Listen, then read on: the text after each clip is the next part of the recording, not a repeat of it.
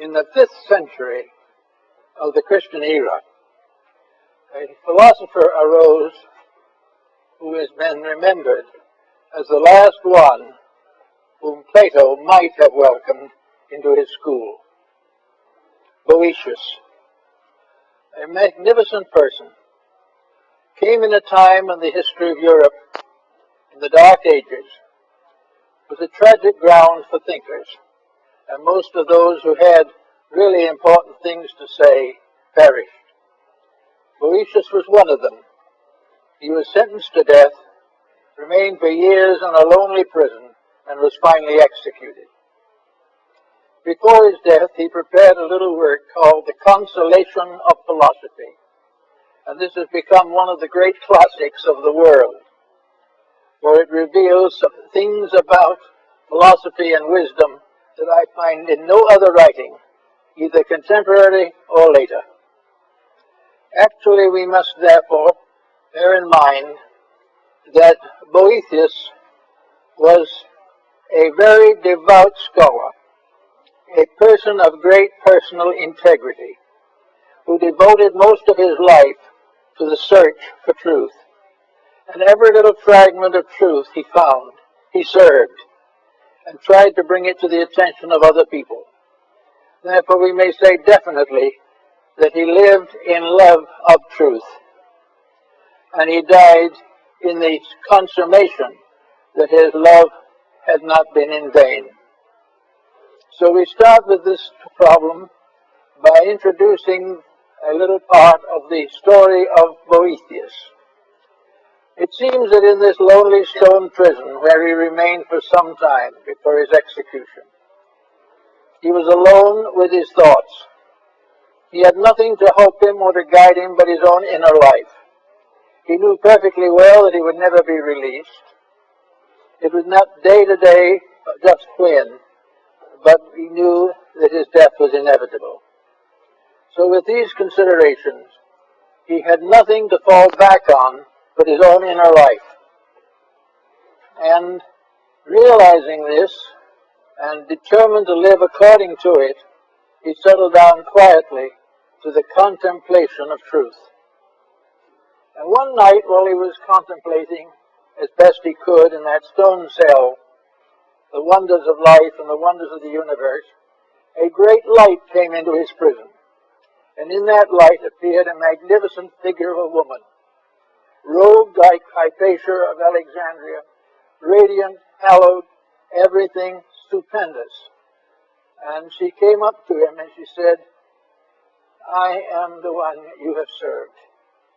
Now you're in need. I will serve you."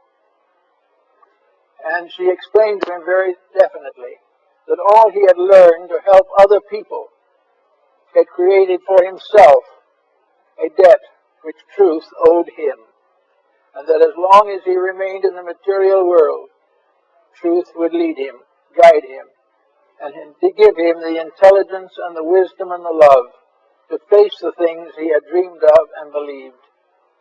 As a result of that, his essay on the consolations of philosophy has become a classic. It was in this realization of the return of the good deed to the one who does it that Boëtius became aware of something, namely that truth is not a word. Truth is not a doctrine. Truth is not essentially a system or a school. But as all the ancients realized, truth is a living thing. It is a creature itself. It is something that has its own being. It has its own life and its own death, its own beginnings and its own ends, in an infinitude beyond our comprehension.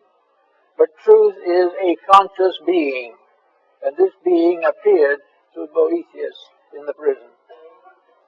And from this truth, he learned to live from day to day. He gained then the answers to all the questions he had asked. He gained knowledge of the distant places and the high places and the low places. He learned all the mysteries of space and time. He suddenly realized that truth was a great teacher, the one thing in life that knew. The truth alone could lead man to perfection. And this perfection he had to earn by giving his own life to truth. Therefore, we are able to follow some of the thinking of the ancients concerning the mysteries of life. We think of things today merely as objects. We think of hope as some kind of a word representing an emotion. We think of wisdom merely as mental penetration. We think of love as merely a personal emotion of our own, shared by others, but still merely an emotion. But to the ancients and to the wise, these so-called things were actually beings. Love, it was a reality, it was a creature, it was not merely a relationship. And from all the ancient and classical writings, we find that the Greeks, the Egyptians, and Persians, and nearly all foreign peoples have personified their virtues. When they think of strength, they think of a certain power. When they think of wisdom, they think of a person who is wise.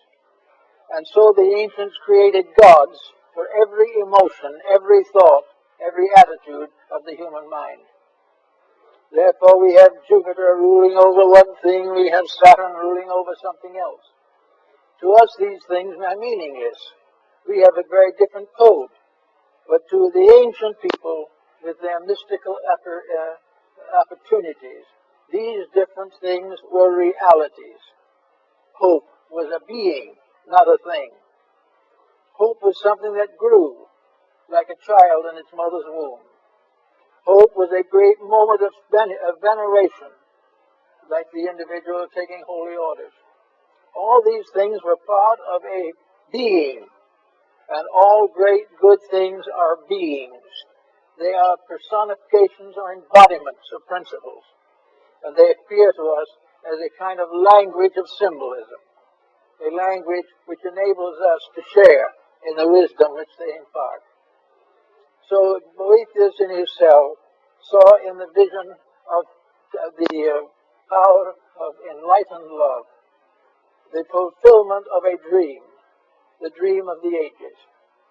He was told by this radiant vision that she had been with him from the beginning. The moment he dedicated his life to truth, she was with him.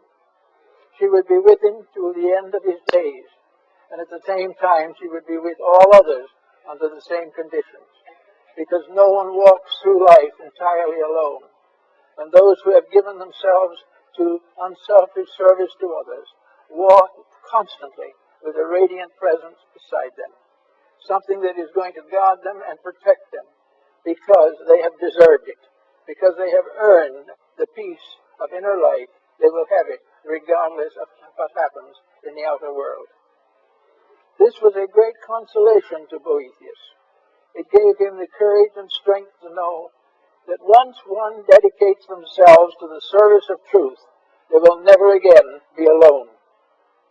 They will be with something, someone, somewhere, who is ever and always waiting to help, waiting to use this truth that they have discovered in order to save them further punishment, further suffering, or further pain. So the wisdom that Boethius had assembled to teach others was now taught to him. It was shown to him conclusively that his dreams had not been fables, that his ideals had not been vacuums created by optimism or pessimism, that in reality, truth is alive and walks with those who serve it. Regardless of how we view the matter, it is a beautiful thought, a very kindly thought, and a thought that gave consolation to this lonely prisoner, doomed to die because he had tried to help. Actually, therefore, before his death, truth took Boethius through all the worlds of space, through the great realms beyond where he could not go himself. Truth showed him how right he had been in certain guesses and certain suggestions. Truth also told him that she had helped him to form these ideas within his own consciousness, that as long as he served her, she would stay with him, and he would never be alone again. So Boethius, when the time came, passed on without fear or doubt, And his little book has brought comfort and insight to millions of people in a world that he never lived to know about or understand. This brings us very definitely to the concept that we had for the discussion of the morning, namely, truth as love. That truth is a being, a power, a quality. Truth is the most dramatic, dynamic way that leads to reality. But what is truth to us? How do we understand truth? Well, probably we understand it very much as Boethius understood it. We understand it by a little effort to grow. We try to be a little better today than we were yesterday, and we continue to grow a little every day. But the first step that we take toward reality brings us this contact, this something that walks with us the rest of the way. The first sincere, dedicated effort to live the life of truth brings truth to you, and truth walks with you to the end of your days. This was the idea of the Pythagoreans and the Platonists. It was the result of the individual earning dedication by his own dedication. When we do a definite good thing, when we serve those in need, when we improve the nature of our own contemplations, we have made an important connection in life. And once this connection is made, it cannot die. Once we become aware, or once we have given birth out of our own souls to the soul of truth, that soul will live on. It will go with us, maybe age after age. We may backslide and forget and lose and transgress. But once we have made a sincere effort to try, we have taken the first step to eternity. We have taken the first move in the direction of everlasting peace. And therefore it was quite proper for these ancients to think of love as the faithful friend, something that could carry on beyond all of the powers of the mind. The mind can be deceived, the body can be punished, but the truth in the soul goes on. Nothing can stop it once it has started. And the first good deed dedicated unselfishly is the beginning of the long road that leads to regeneration. Buddha brings us the same point when he says that the journey to truth begins with a single step. The single step in the Greek system was the first absolutely unselfish, dedicated effort to serve. The one moment in life when we strip ourselves, when we are bigger than ourselves, and place a common good above our personal advantage. As long as we are selfish, truth remains alone for us and weeps. The moment we are selfish in our thinking, or in our actions, or in our codes of life, we cut ourselves off from the eternal love which is saved for us in the wonders and mysteries of the mystic life. So it's after a certain period, we do make this effort. It becomes, as Buddha pointed out, after the first step, the second step is a little easier. But of course, all through the first steps and the second and the third, there is the pressure of outside forces. We are constantly under tension and stress and temptation. But at the moment we begin the journey, there is something there standing with us.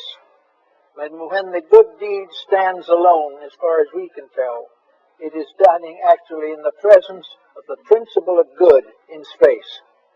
There is only one principle of good. It's not a principle of this being right or that being wrong. It is a simple, actual adjustment within ourselves. It requires no intellectualism.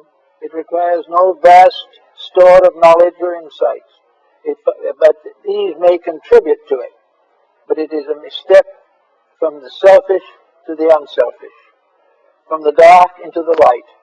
And once when the individual makes this dedication, he is pressed gradually forward, one step at a time, to the full fullness that he seeks to possess in the fullness of his own maturity. So in the story of now that we have today, in the story of love as truth, we have the concept of a standard of virtue, a standard of integrity that transcends anything that we know in our ordinary material relationships. I think probably the Greeks were very close to the fact when they began to personalize all of the principles and ideal forces of life. The Greeks did not see the earth as a body alone. The Greeks saw the earth as a soul, as a living thing. They did not see the sky as merely a great mass of stars.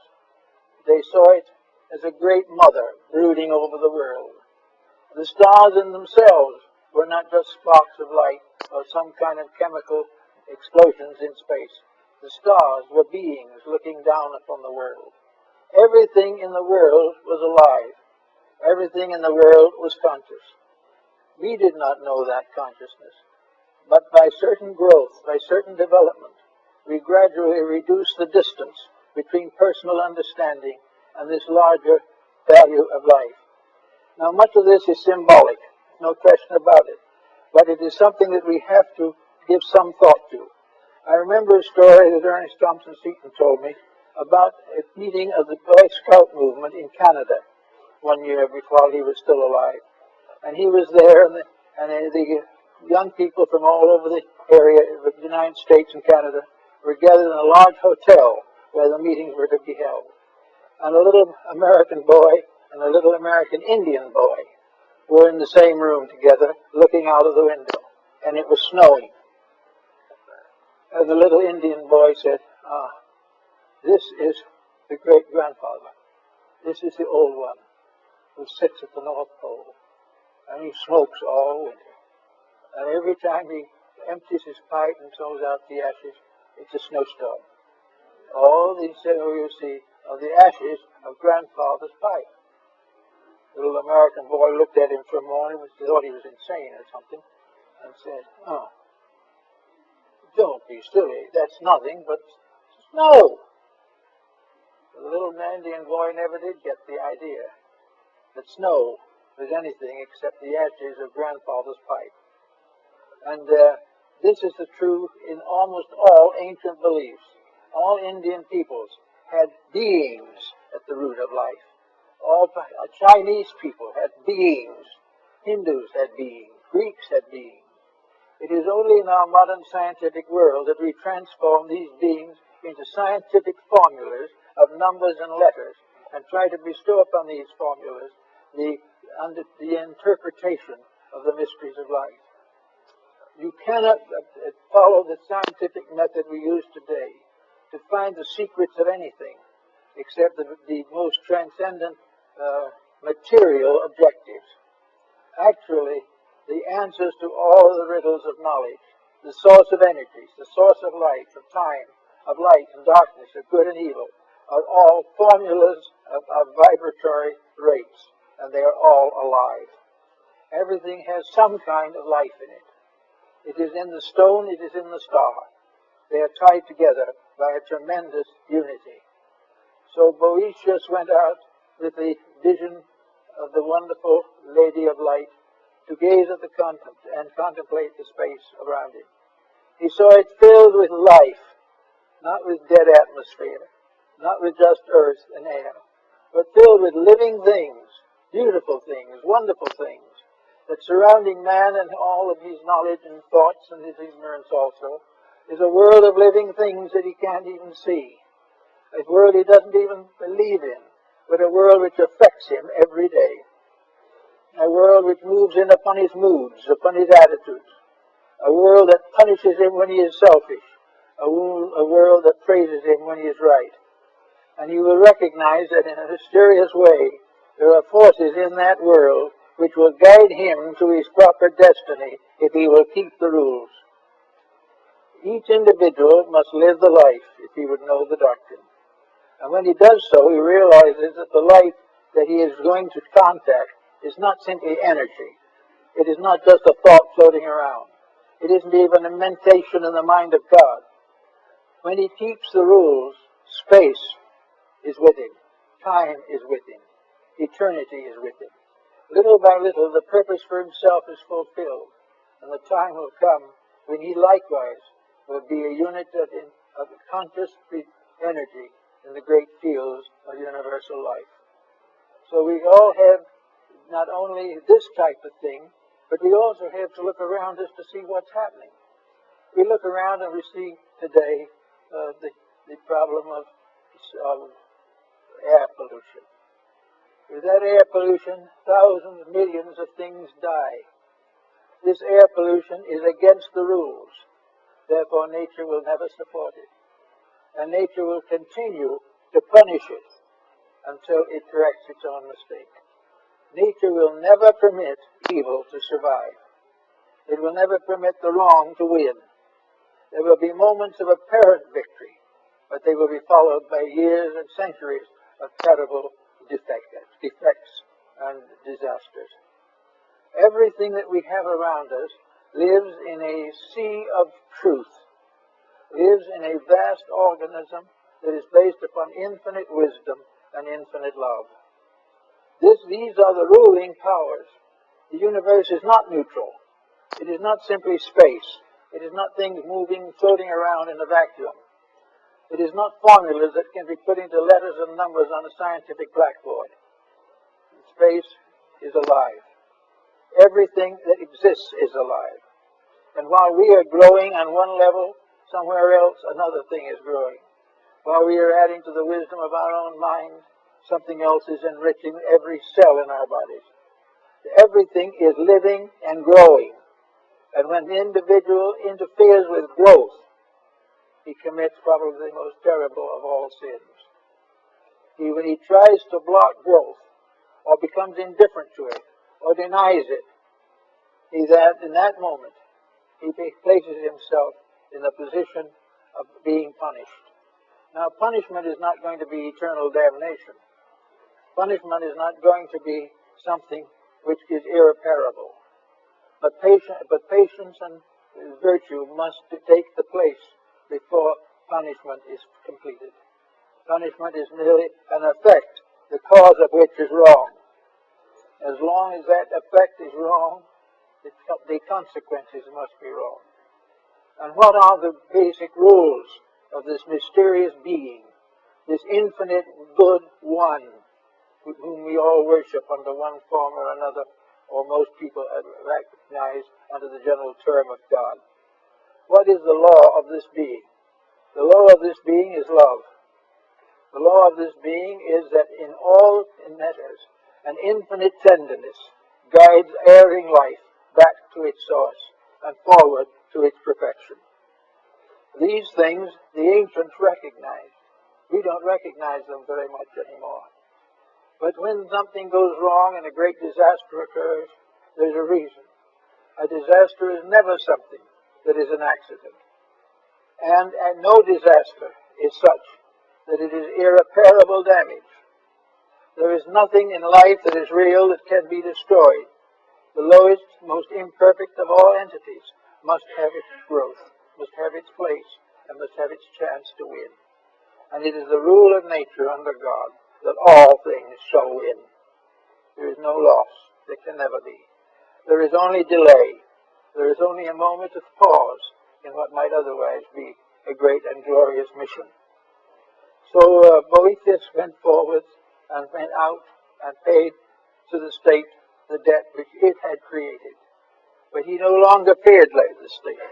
He no longer feared the world, for he knew that the world itself was good. And these little tyrants who arise live for a day and disappear. And in the great passage of things, each of us, in our own way, must discover our own eternity. Each of us must realize for himself the eternality of the scheme and plan to which he belongs. We must begin to realize that we were not born when we come here. We do not die when we go. Everything in life goes on in life. There is no dead spot anywhere in space. Everything is filled with life, growing, unfolding. And as we look out upon it, we can see as in a meadow the vast flowering and the vast fruiting of a great vegetation. And over it rules Flora, the goddess. Well, the goddess of the harvest, the goddess of the flowers, the goddess of the herbs. She represents the very principle of the values and powers which the plant kingdom embody. In other words, the plant kingdom is a being growing up. It is not a place, it is not a series of wild seeds that we know nothing about, or of plants that die and never come back. The plant kingdom is an entity, a living thing. It has its comings and its goings, but its eternity is never questioned. It will go on, and if it is abused and perverted and corrupted, it will remain to correct these conditions until they are corrected. And anything which consciously and intentionally destroys these growths or tries to frustrate them will find that his own ignorance becomes a terror to him. The individual who tries to kill something is an individual who will then become frightened that he himself will die. And he was wrong when he thought he killed. He was wrong when he thinks he will die. All things are part of a plan so much bigger than we are that we can't even contemplate them. But this greater reality is, in a sense, our only security. It is the one thing that cannot fail. Politics may rise and fall. They are also entities. And we find that someone talks about the dangers of the capitalistic system. The capitalistic system is an entity. The Greeks and Romans knew it under the name of Pluto, the god of wealth. And the god of wealth is also a divine being. And the god of wealth has to grow and outgrow its own possession of wealth by outgrowing it through all the creatures that it has fashioned. Therefore, wherever wealth is, it must be outgrowing itself. It must be changing into something better. Because it is alive, it has a continuity of consciousness, and it can never rest until wealth ceases to be a danger to any living thing. Everything is growing towards its own perfection and its own immortality. As we go a little further into this rather complicated situation, we realize that all over this earth there are religions, many different faiths, many different beliefs, so many gods, so many creeds, so many paths that wind and wind. But religion finally is one being, and that one being is what nations of the world have called God. Religion is the lifeblood of God. It is part of this tremendous power whose body nature is and God the soul. So this is a being that we deal with. Religions are evolving. People are evolving. Institutions are evolving. Everything that is born grows. And when its maximum growth has been achieved, it slowly disappears to give rise to a new embodiment of itself in something higher and better. We are desperately concerned today about the future of our world, and from a standpoint of our physical existence, we are well justified. But let us also remember that, as the Greeks realized, our world is alive. Our world is a great being crawling through space, passing through the solstices and the equinoxes, and passing through the arches and ways of heaven. Our earth is alive. This again we have forgotten. Therefore, when we exploit it as we do, we forget the troubles that we cause for ourselves. Our earth is a very benevolent mother. And as a Mother Earth, it is worshipped and recognized by most of the faiths and religions of mankind. This earth is a wonderful and gentle thing. But when we begin to exploit this, we recognize that we are doing an evil. We are trying desperately to corrupt something that cannot ultimately be corrupted. This is the kindly mother becomes the stern parent. When we abuse the powers which are given to us, these powers must punish us. Because in the final end, if you do not punish when it is necessary, the ultimate victory cannot be attained. So we have an earth now that is worthy of our consideration. Not simply because it is a heap of dirt, not because it is filled with earth or covered with plant life. An earth that is alive as a being. An earth which is worthy of our love, worthy of our tender support, and constantly needing our agreement with its own laws. Unless we keep the rules of earth, earth cannot keep our rules. If we do not give opportunity to all the different forms of life that exist here, these forms of life become shadows and become negative factors endangering our survival. Yet in nature there is not one single force that is angry. Nature has never known anger. That is something that the human being has developed. As a kind and loving mother, we would chastise the child, but never to destroy it, only to help it to attain to its own maturity. So when something is wayward, we set up problems to bring it back again into patterns. And to do that, the world is given all forms of educational help. We were given the wonders of nature, and the final textbook, which, as Lord Bacon pointed, is written in the stars and in the elements and in the earth. Paracelsus also tells us that there are three great books from which man can learn the mysteries of life.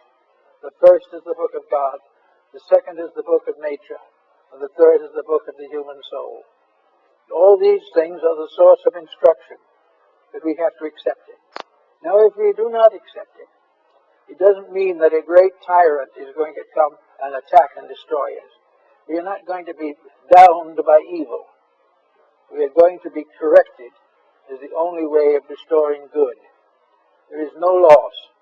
There is no problem of things being destroyed. There is only the problem of the individual being tested according to the degree of enlightenment which he has attained.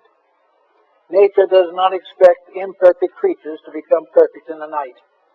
He does not expect all the mistaken laws and rules of existence to be corrected in a single day.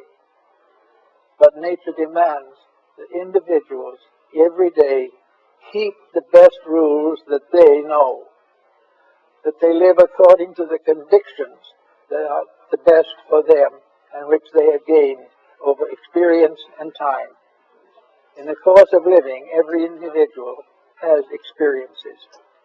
These experiences either can be developed into a new level of personal development, or they can be resented and can be discarded as evil simply because they fail to gratify us. But there is in nature no evil force. There is in nature no forgetting of good.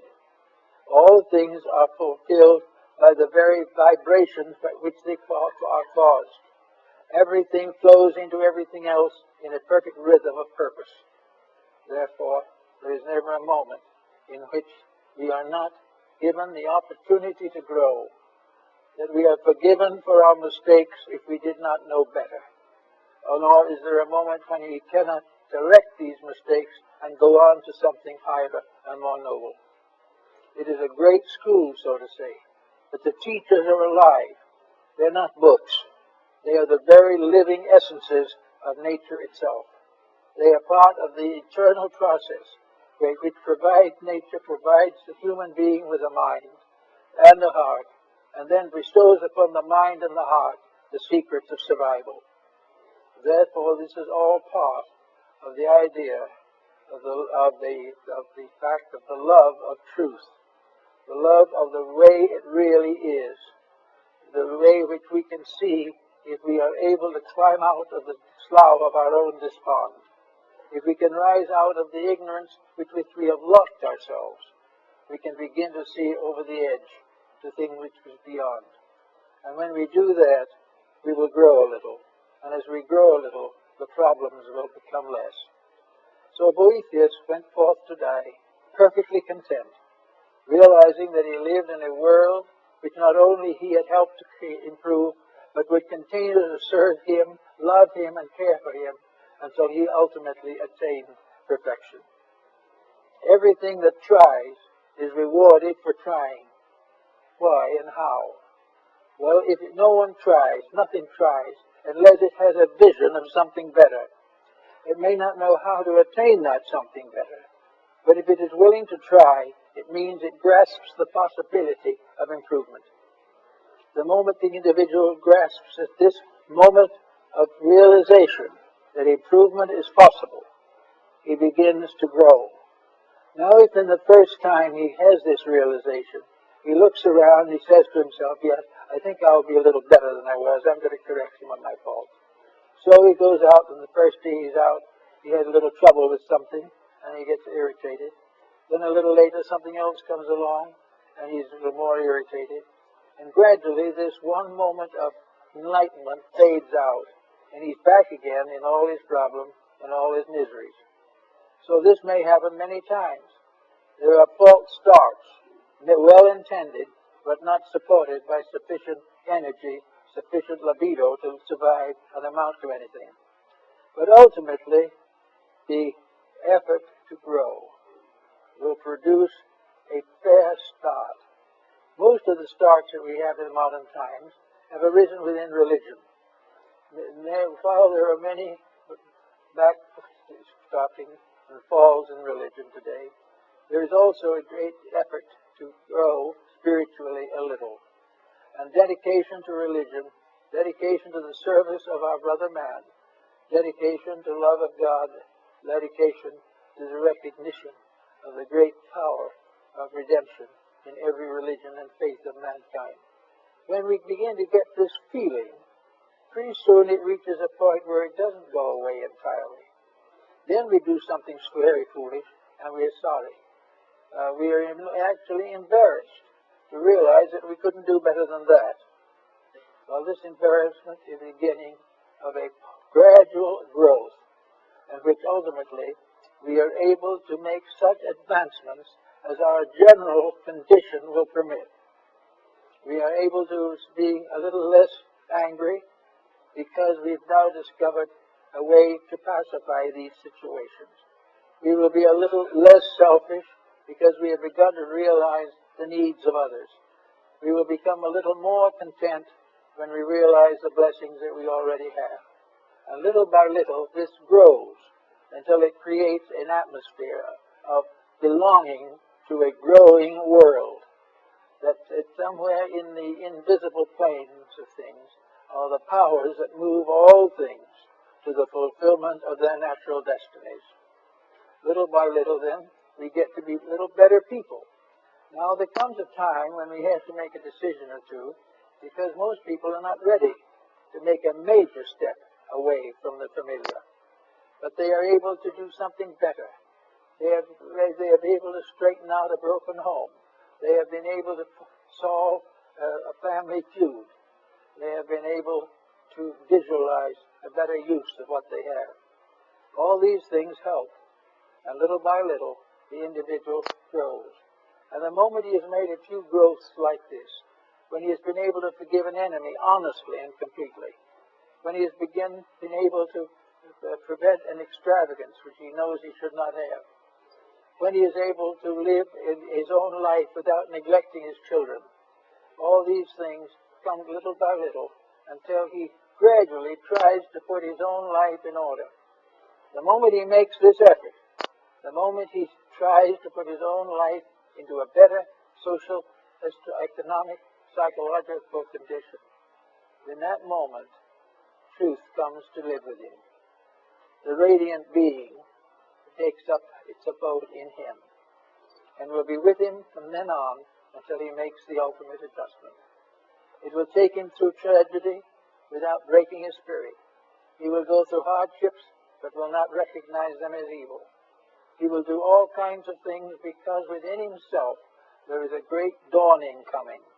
There is a moment of realization of something better, something nobler. And he sees that the things he has objected to and the things he has rejected, these things were false to begin with. But he didn't realize it. For when the time comes, he will discover that this truth principle within himself becomes the final censorship.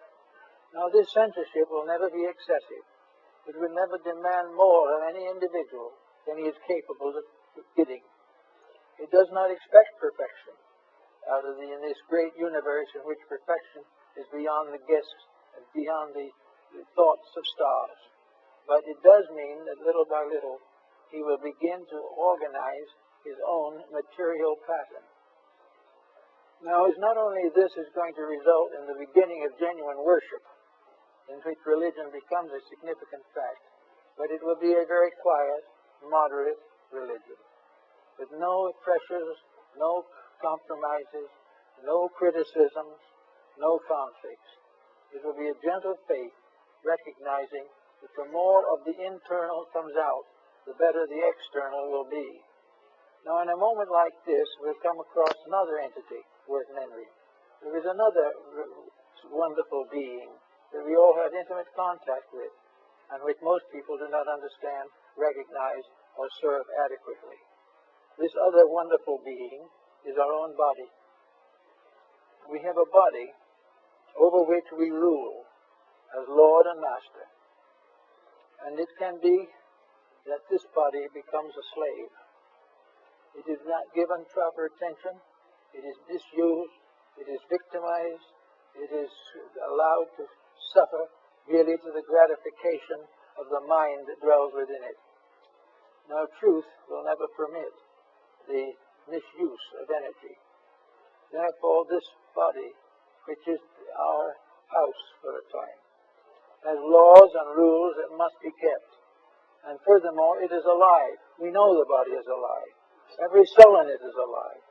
Every part of it is alive. And yet very few people have ever tried to realize how the human body accumulates around a degree of unfoldment which we call the personality. Anyway, this body is our own particular living sheath, our completely personal organism. It is the first empire over which we can have dominion. It is the first nation we can govern. It is the first form of leadership that we are able to bestow beyond the leadership of our own minds. And the law would be very simple, that we have no right to try to lead or conquer others until we have conquered the flesh. We must accomplish in ourselves the leadership that we expect to bestow upon others. If we want to see a better world, we must begin with the self. And in very many cases, the beginning of a better world is a healthy body. The individual must grow out of all these different things, fulfilling the law, meeting the responsibilities, beginning and ending according to a power and wisdom greater than our own, but in all things in patience and acceptance. Keep the rules and learn the lessons of the day. Now, each embodiment we have, according to Plato, is a day. It is a day in our own growth. It is the day we go to school to learn something. Now, we look around us today and we realize that as a school, our daily life is not much of a success.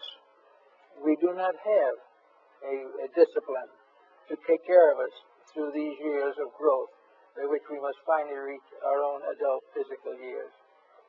So nature depends upon this problem and gives us certain ultimata to face it with.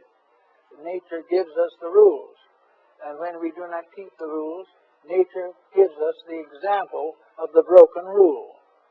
One of the most beautiful and wonderful displays we have today is this great tapestry of broken rules. Now, everyone is worried about these broken rules because they are a danger to us. But we have not worried enough yet to correct it. We are still trying to play hooky in the school of life.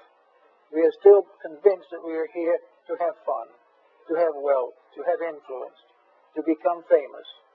And as long as we do that, the great genius of truth will not be with us. When any ambition is false, it is not sanctified, and it is not fulfilled by the laws of life. Whenever we have an ambition that is contrary to good, that ambition will ultimately destroy us. Whenever we forget our relationship with other living things, when we forget the brotherhood of life, we forget the parenthood of life, In these factors, we begin to sound out our own troubles. This is being very clearly indicated today. Boethius is not here to retrieve him, maybe he is, but he was not able to live then, to continue into the change that followed the Middle Ages. But we know that the rules of life that we have broken have put us exactly where we are now. Now the question still remains, how does it do it? Why does it do this, and how? Why is it that when we support the wrong thing, we get into trouble? That is because there is a rule back of it that tells us what the right thing is, and that rule is immutable. If honesty is a universal law decreed in the infinite pattern of things, no individual human dishonesty can survive. Now, when I say survive, it doesn't mean the individual or personality will perish, but it means that the goal or the attitude will have to change. There is no possible way in which evil can achieve rulership over the world. The battle for the struggle for this control grows more violent every day. The greater the ambitions of the individual, the more terrible his mistakes will be. The more desperately he tries to escape the consequences of his own conduct, the more desperately those consequences will close in around him. He cannot escape them, because there is something in life that says he can't escape them. And the symbol of that something in ancient times is the great mother of mysteries, the great mother of the world.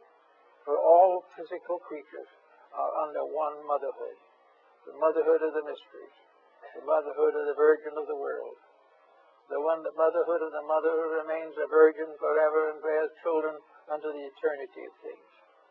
All these wonders and mysteries are very simple.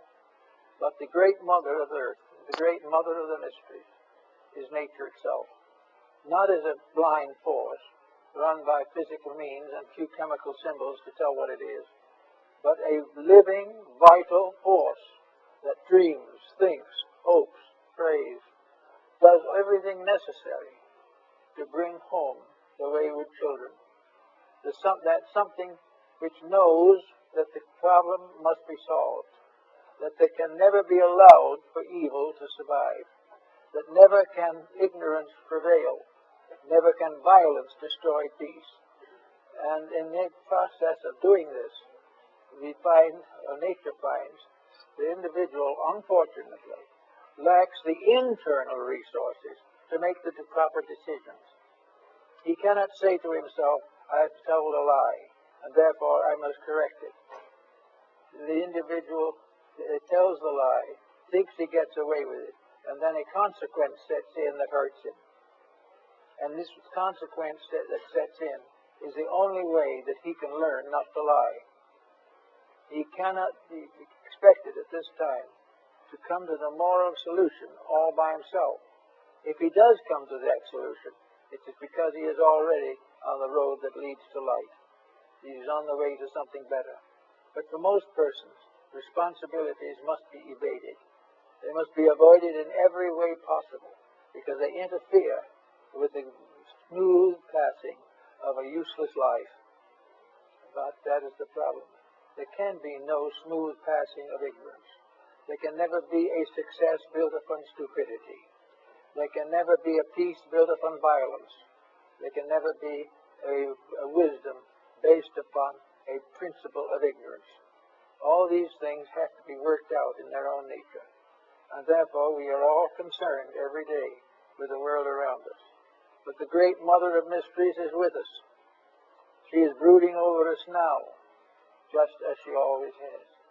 She is the one that is constantly waiting to bring the wayward children back again to the rules. And she will never stop until they come back. No one will ever be permitted to be a truant. Actually, the truant will hate punishment. The dope addict will hate to be prevented from gaining his justification or his pleasure from the narcotics. He will try everything he can and will hate the laws that prevent him from doing what he pleases. But above the laws that will make us do what we please there is a great law that tells us we must do that which is right.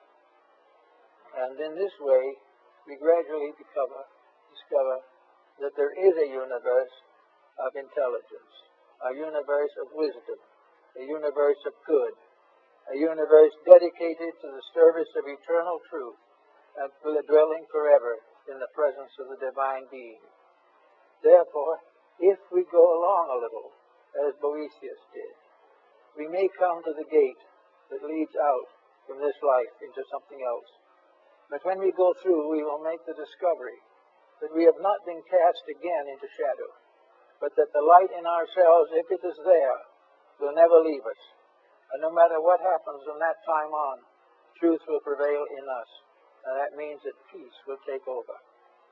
Now, if truth prevails in the average person, let's take an example, a very concrete one, of just how it operates. Supposing truth in consideration is a problem of maintaining the health of the physical body. This is something that is very significant today. The physical body is, in a sense, our child. Each person has a body that is a kind of psychological infant with which he has been endowed, and we must train this body to serve him, or else he must relinquish his leadership and let the body take over. If the body takes over, he's in trouble. But he doesn't know he's in trouble.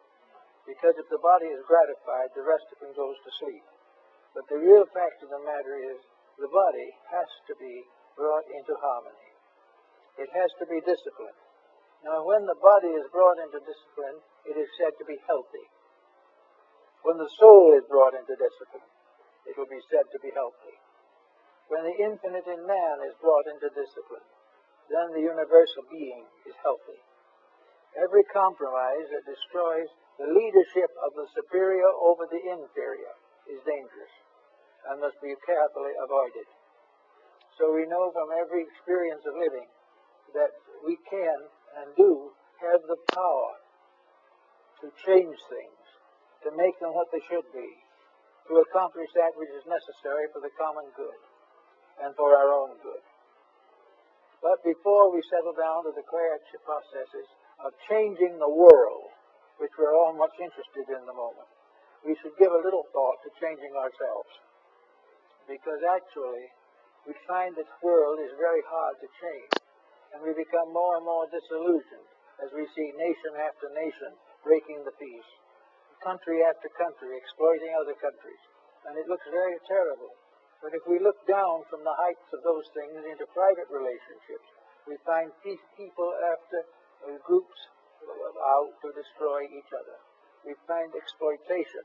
We find the effort to dishonorably accumulate at the expense of others. We find the broken home and the broken heart and the broken body. So that we know that the great change that is necessary, we have not even been able to make in ourselves. Little by little, however, we have an answer to this. As their health problem goes along, we suddenly learn that there are ways that health can be improved. But improving health is nearly always a discipline. We have to do some things differently. We have to sacrifice some excess in order to achieve moderation. We have to do something right in order to nullify that which is wrong. So, we discover that only through discipline can we bring ourselves back into harmony. And in the moment we come back into harmony, the mysterious power of nutrition, which is another being, another radiant character, that nutrition can take over and do properly for us. All of the gods of antiquity must manifest through disciplined bodies. We think of wisdom, it's only possible through a disciplined personality. Wisdom in the keeping of the foolish one is folly. We know that there is only one way to achieve courage, and that is to be dedicated to a cause worthy of courage.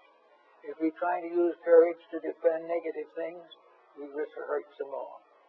Everything is there to challenge, but nothing is there to hurt for the reason of destroying us.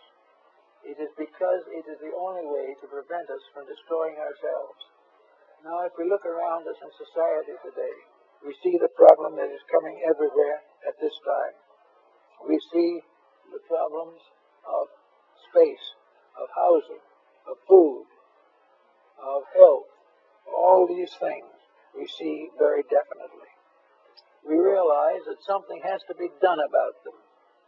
So we start trying to plant trees. We trying to find ways to purify water.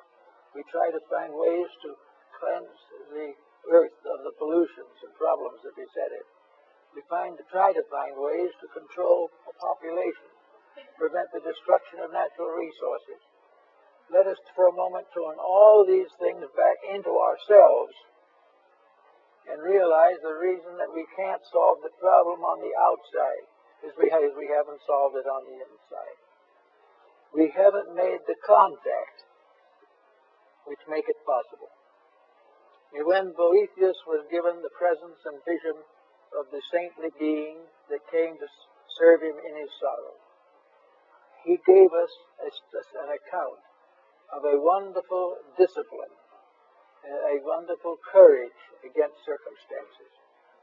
So if we want to do any of these things on the outside, something must come to us on the inside. We cannot improve the world if we can't even save our own necks. We can't bring peace in the world if we can't have it in our own family.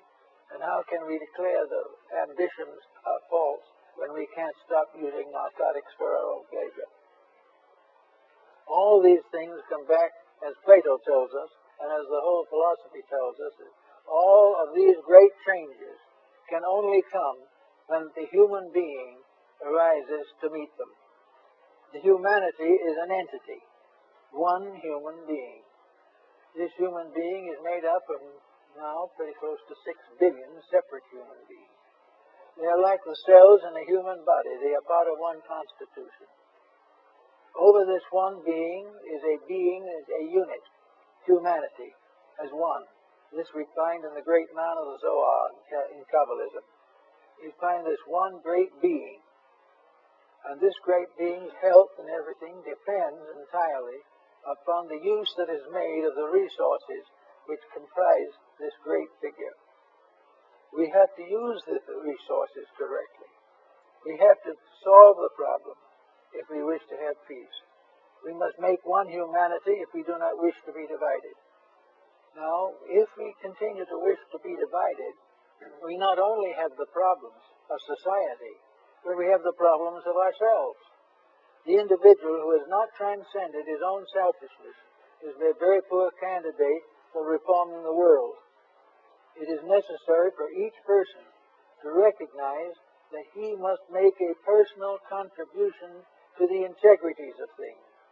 He must become aware of truth, of the love of truth, of the love of God as truth.